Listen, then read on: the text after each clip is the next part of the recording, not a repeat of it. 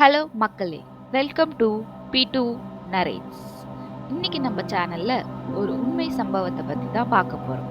இது வரைக்கும் நம்ம வாழ்க்கையில பைபிள், குரான், பகவத்கீதா போன்ற சாமியை பத்தின புத்தகங்கள் தான் கேள்விப்பட்டு இருக்கோம்.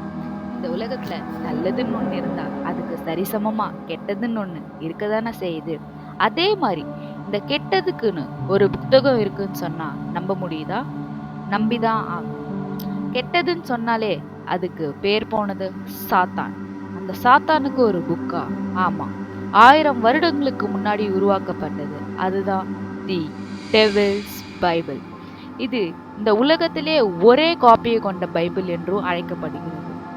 அந்த புக்கோட வெயிட் மட்டும் சுமார் 36 கிலோ வரைக்கும் இருக்கிறதா பேசப்பட்டு வருது. ஒரு சிங்கிள் மாங்க் ஒரு நாள்ல எப்படி ஃபுல் பைபிளை எழுத முடியும்? அவரு சாத்தான வழிபட்டதுக்கான காரணம் என்னவா இருக்கும்?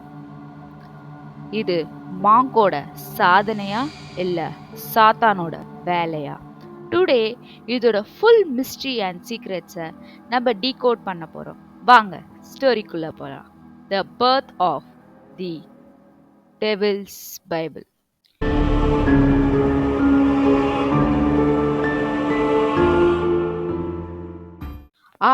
1230 சர்ச் ரிபப்ளிக்ல இருந்த ஒரு ஏன்ஷியன்ட் மொனஸ்ட்ரியில ஒரு மாங்க பத்தின கதை தான் இது. அவர் பேர் தான் ஹெர்மன் த ரெக்ரூஸ். அப்படிப்பட்ட ஒரு மாங்கோட வாழ்க்கை இந்த புக்கால எப்படி மாறுச்சுன்னு பார்க்கலாம். அவரோட மொனஸ்ட்ரியில அவர் வாழ்ந்த காலகட்டத்துல அங்க இருந்த விதிமுறைகளை மீறினால அந்த நாட்டு இளவரசர் முன் வந்து அவருக்கு ஒரு கொடுமையான தண்டனையை அழைத்தார். அந்த தண்டனை என்னன்னு தெரியுமா? அவரை உயிரோட ஒரு செவுத்துல புதைக்கணும். அந்த செவுத்துக்குள்ள எவ்வித வெளிச்சம் காற்றும் வரக்கூடாது. அதே நேரத்துல அவரு இறுதி மூச்சு நிக்கிற வரைக்கும் அவர் அங்கேயே அடைபட்டு இருக்கணும் என்று கட்டளையிட்டார். இப்படிப்பட்ட கொடுமையான தண்டனையை மாங்குக்கு வழங்கப்பட்டது. அரசன் சொன்ன தண்டனையை கேட்டு ஹெர்மன் ரொம்ப பயந்தான். அவனுக்கு என்ன பண்றதுன்னே தெரியல. அதுக்கப்புறம் அவன் யோசிச்சு ஒரு முடிவுக்கு வந்தான். அரசனிடம் போய் ஒரு ஒப்பந்தம் போட்டான்.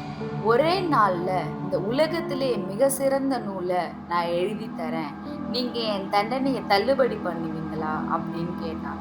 அதுக்கு அரசனும் ஒத்துக்கொண்டான். ஆனா நீங்க நினைக்கிற மாதிரி ஹெர்மன் எழுத நினைச்ச நூல் பைபிளோ குரானோ மகாபாரதமோ இல்லை. அவன் அதோட சிறப்பா ஒரு நூல் எழுதணும். அதுல மருத்துவ குறிப்புகள், வரலாறு, மாந்திரீகம் இது எல்லாமே சிறப்பா அமைஞ்சு மிகப்பெரிய நூலா அமையணும்னு ஆசைப்பட்டான். அதை செஞ்சு முடிப்பனும் நம்பி அதை ஆரம்பிச்சான். அப்புறம் ஹெர்மனுக்கு பல கேள்வியும் சந்தேகமும் தோணுது. அதோட உச்சக்கட்ட பயமா அந்த புக்கை முடிக்க முடியுமான்ற பயமும் வந்தது. அதனால ஹெர்மன் ப்ரே பண்ண ஸ்டார்ட் பண்ணான். நீங்க நினைக்கிற மாதிரி ஹெர்மன் ப்ரே பண்ணது ஜீசஸ் கிட்டேயோ இல்ல மற்ற கிரீக் கடவுள் கிட்டேயோ இல்ல. ஹெர்மன் வழிபட்டது சாத்தான, த லூசிஃபர். அவன் அழைப்பை ஏத்த சாத்தான் அவனுக்கு உதவி செய்ய முன் வந்து. ஆனா லூசிஃபர் ஹெர்மன் கிட்ட 2 கண்டிஷனை வச்சுது. ஒன்னு, ஹெர்மனோட ஆன்மாவை லூசிஃபருக்கு கொடுக்கணும். ஒன்னு ஹெர்மனோட புத்தகத்துல லூசிஃபரோட புகைப்படம் வரணும்னு சொல்லுச்சு. அத ஹெர்மனும் ஏத்துக்கொண்டான். அவன் ஏத்துக்கொண்ட மறுநொடியே லூசிஃபர் அவனோட கைய ஆள் கொண்டான். ஒரே நாள் நைட்ல அந்த புக்கும் முடிக்கப்பட்டுச்சு. அடுத்த நாள் காலையில மொனஸ்ட்ரியில இருந்த மற்ற மாங்ஸ், அரசர், ஊர் மக்கள் எல்லாம் அந்த புக்கை ரொம்ப ஆச்சரியத்தோட பார்த்தாங்க. ஏன்னா அந்த புக் அந்த செஞ்சுரியிலேயே பெரிய புக்காவும் இருந்தது. அதே மாதிரி ஹெர்மன் சொன்னபடி அதுல மாந்திரீகம், வரலாறு, மருத்துவ குறிப்பு எல்லாமே இடம் பெற்றுள்ளது. அத பைபிளுனுமே நம்பினாங்க. ஆனா அதுல அச்சப்படுற மாதிரி ஒரு விஷயம் இருந்தது. அதுதான் 290வது பக்கத்துல இருந்த லூசிஃபரோட புகைப்படம். அத பார்த்த ஊர் மக்கள் அச்சம் கொண்டாங்க. இது அந்த சாத்தானோட சாபமா என்று பயந்தாங்க. ஒரு மனுஷனால இந்த புக்க ஒரே நாள்ல எழுதியிருக்க முடியுமா? இல்ல லூசிஃபர் தான் ஹெல்ப் பண்ணுச்சா? இது ஒரு புக்கு கர்ஸா இல்ல ரியாலிட்டியா? 1594 ருடுஃப்னு ஒரு இளவரசர் இந்த புக்க சொந்தம் கொண்டாடினாரு.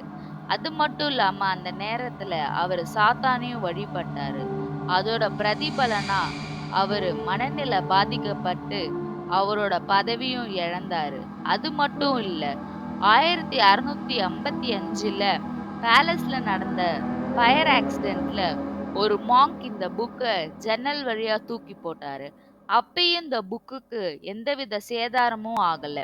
இந்த புக் இப்ப ஸ்வீடன் நேஷனல் லைப்ரரியில டிஜிட்டல் காப்பியா வைக்கப்பட்டு இருக்கு. இது கர்ஸ் புக்கா இல்ல ஒன் நார்மல் மேனோட கிரியேஷனா? இந்த புக்கால நிறைய ராஜா ராணிகள் சாபத்துக்கு உள்ளாயிருக்காங்க. அதுல 2 பேரை சொல்லணும்னா குயின் கிறிஸ்டினா அவங்க பொசிஷனை யூஸ் பண்ணாங்க. ருடுஃப் மனநில பாதிக்கப்பட்டு இறந்தே போனாரு. இது ரியல் ஸ்டோரியா இல்ல ஃபிக்ஷனா? இது லூசிஃபரோட ஹேண்ட் ரைட்டிங் புக்கா இல்ல ஜஸ்ட் ஒன் மாங்கோட ஹார்ட் ஒர்க்கா? இப்போ இந்த கதையில இருக்க ஹிடன் மிஸ்ட்ரி மற்றும் லாஜிக்க பார்க்கலாமா? ஃபர்ஸ்ட் ஒன், எப்படி இவ்ளோ பெரிய புக்க ஒரு நாள் நைட்ல எழுத முடிஞ்சது? இதோட ஹைட் மட்டும் சுமார் 92 சென்டிமீட்டர், வித் 50 சென்டிமீட்டர். ஒரு பேஜோட திக்னஸ் மட்டும் 22 சென்டிமீட்டர். இந்த புக்கோட வெயிட் சுமார் 36ல இருந்து 75 கிலோ வரைக்கும் இருக்குன்னு பேசப்பட்டு வருது. ரெண்டாவது, இப்ப இருக்க பக்கங்கள் மட்டும் 310. அந்த 310 கழுதையோட தோல்ல தான் எழுதப்பட்டதுன்னு சொல்லப்பட்டு வருது. மூன்றாவது, ஒரு சராசரி மனுஷனால இந்த புக்க கண்டிப்பா எழுத முடியாது. இப்ப இருக்க டெக்னாலஜிக்கே இந்த புக்கை எழுத 20ல இருந்து 30 வருஷம் ஆகும்ட்டு எக்ஸ்பர்ட்ஸ் சொல்லி வராங்க. அப்படி இருக்கும் போது அந்த காலத்துல இந்த புக்கை எழுதுனது யாரு? ஹெர்மனா இல்ல லூசிஃபரா? நான்காவது, தொலைந்த பக்கங்கள். இதுல மொத்தம் 320 பக்கங்கள். அப்படி இருக்கும் போது 10 பக்கங்கள் எங்க போச்சு? யார் எடுத்தா? இந்த கேள்விக்கு பதில் இப்ப வரைக்கும் கிடையாது. ஆனா அந்த பக்கத்துல டார்க் ரிச்சுவல்ஸ் மற்றும் மிஸ்ட்ரி இருக்குன்னு மக்களால நம்பப்படுது. ஐந்தாவது, லூசிஃபரோட புகைப்படம். அவ்வளோ பெரிய புகைப்படத்தை யாரு வரைஞ்சா?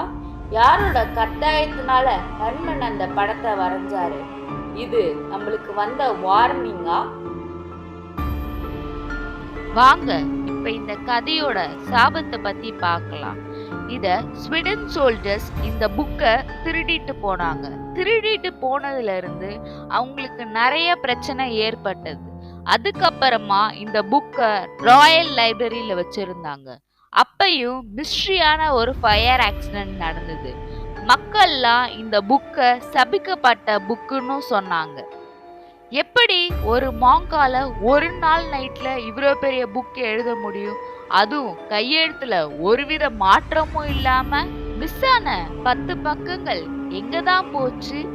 இது லூசிஃபர் நிஜமாலுமே ஹெல்ப் பண்ணாரா இல்ல இது வெறும் கட்டுக்கதையா? நீங்க இந்த கதையை பத்தி என்னதான் நினைக்கிறீங்க? இந்த பைபிளோட நேம் என்னன்னு மறக்காம கமெண்ட் பண்ணுங்க. Do subscribe our channel and press the bell icon for latest updates.